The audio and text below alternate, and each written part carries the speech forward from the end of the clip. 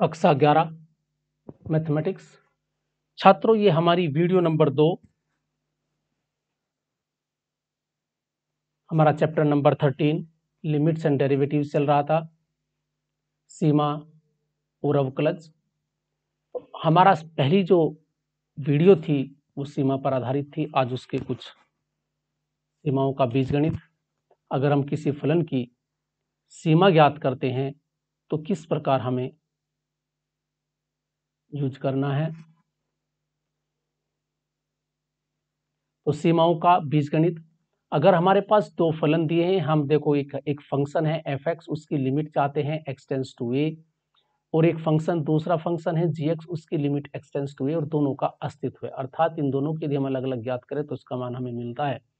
अब हम क्या कहते हैं, हमारे पास दो फंक्शन है f(x) और gx आपस में सम है, और उस पूरे क्वेश्चन की हम लिमिट चाहते हैं x टेंस टू a। तो अगर हमारे पास योग में है तो इनकी हम अलग अलग सीमा लिख सकते हैं, अंतर है तो अलग अलग कर सकते हैं। यदि गुणन में है तो कोई अलग नियम नहीं है, इसकी अलग ले देंगे लिमिट और इसकी अलग लिमिट ले देंगे।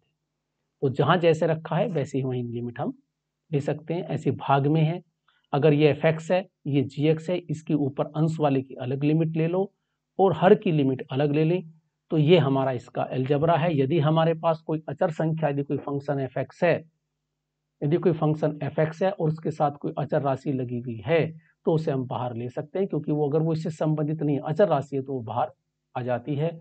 तो ये था इसका हमारे पास अलजेब्रा, और हमारे पास ये भी अलजेब्रा ही है। मैंने कुछ थोड़े से सारांश लिखा है।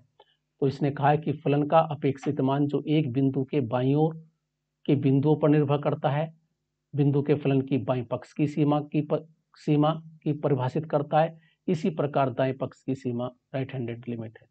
एक बिंदु पर फलन की सीमा बाईं पक्ष और दाएं पक्ष की सीमाओं का प्राप्त उभयनिष्ठ मान है तो वे संपाती हैं और लिमिट एग्जिस्ट करती है।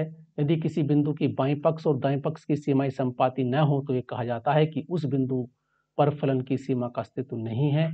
यदि एक वास्तविक संख्या a फलन f(x) a limit f(x) fa के समान नहीं है हो सकते वास्तव में इसने, चलो ये तो वास्तविक संख्या a फलन f की यदि लिमिट x टू f(x) और fa समान नहीं हो सकते।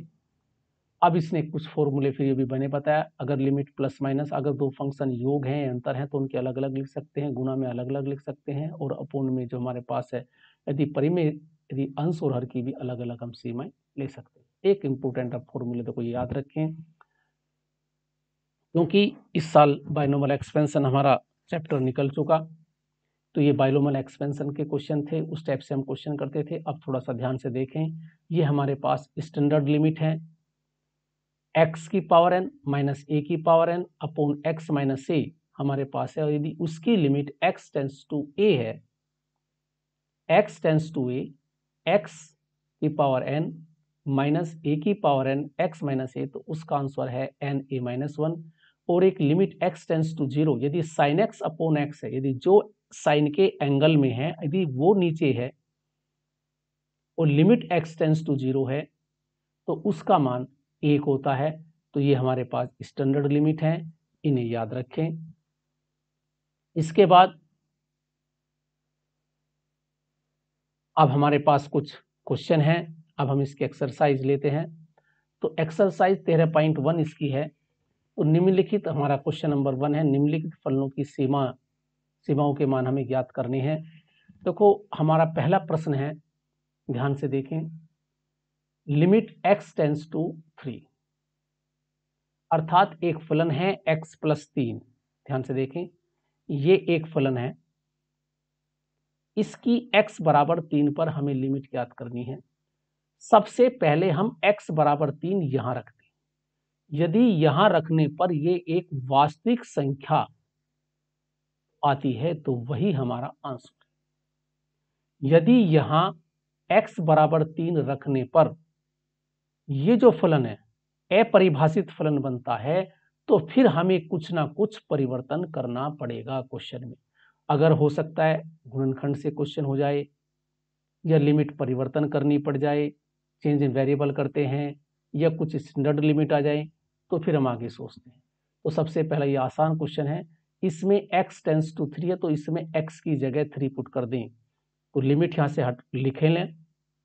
तो हम क्या करेंगे, limit x tends to 3 x plus 3, तो हमने अब ये हमने खत्म कर दिया और इसमें x की जगह 3 पुट कर दिया, तो 3 प्लस 3 इक्वल टू 6। 6 एक वास्तविक वैल्यू है, रियल वैल्यूड है, तो यही इसका आंसर होगा।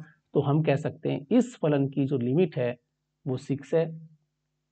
इसी प्रकार लिमिट x टेंस टू पाई, अब हमें इसमें इसे हल करना है। अब हमने क्या करा, x की जगह यहाँ पाई पुट कर दी। पुट रखने पे देखें पाई का मान, पाई रखे, पाई रखा तो पाई माइनस 22/7 पाई का एक वास्तविक मान है, तो ये हमारे पास एक वास्तविक संख्या है, तो यही हमारा आंसर होगा। इसी प्रकार लिमिट x टेंस टू 1, अब हम क्या कर रहे हैं, -1 पर जाते हैं। अभी हमने सबने x की जगह -1 पुट करा, -1 की पावर 10 है, तो ये तुम्हारे पास एक ही रहेगा क्योंकि सम संख्या है। x की पावर 5, ये हमारे पास -1 होगा, तो ये इससे कैंसिल हो जाएगा 1, और यहाँ नीचे -1 और -1 -2 आएगा, तो ये एक वास्तविक संख्या आएगी हल करने पर। तो डायरेक्ट मान रखेंगे। अगर यहाँ हमारे पास 0/0 या कोई ऐसी अपरिभाषित फलन बन जाती है जिसके बारे में हम नहीं जानते, तो हमें फिर प्रश्न में कुछ ना कुछ परिवर्तन करना होता है, क्वेश्चन की डिमांड के हिसाब से करना। अब हमने क्या, हमारा पास है लिमिट x टेंस टू -1, अर्थात इस फंक्शन की x बराबर -1 पर सीमा ज्ञात करनी है, तो हम x की जगह -1 पुट कर दें पहले। यदि -1 पुट करने पर हमें एक वास्तविक मान मिलता है, तो यही हमारा इसका आंसर है। छात्रों, ये थी हमारी इसकी वीडियो नंबर 2। तो इस वीडियो नंबर 2 में कुछ फॉर्मूले, ये स्टैंडर्ड मान याद रख लें, इसी अभी काम आएंगे, इस पर क्वेश्चन आएंगे। अगर हमें किसी फंक्शन की लिमिट लेनी है तो जैसा भी फंक्शन रखा है उसके प्लस में 2 फंक्शन जुड़े हुए हैं या माइनस है या गुणनफल है या अपूर्ण में है, तो जहां जैसे रखा है वहीं हम इसकी लिमिट ले लेते हैं। फिर एक लेफ्ट हैंड की लिमिट होती है, एक राइट हैंड की लिमिट होती है, ये मैंने थोड़ा सा पहले वीडियो में आपको बता दिया। तो अगर दोनों बराबर हैं तो सीमा का अस्तित्व है, नहीं तो सीमा का अस्तित्व नहीं है। तो ये हमारी थी वीडियो नंबर 2। तो छात्रों, इस वीडियो को ध्यानपूर्वक देखें और सुने। Thank you, have a nice day.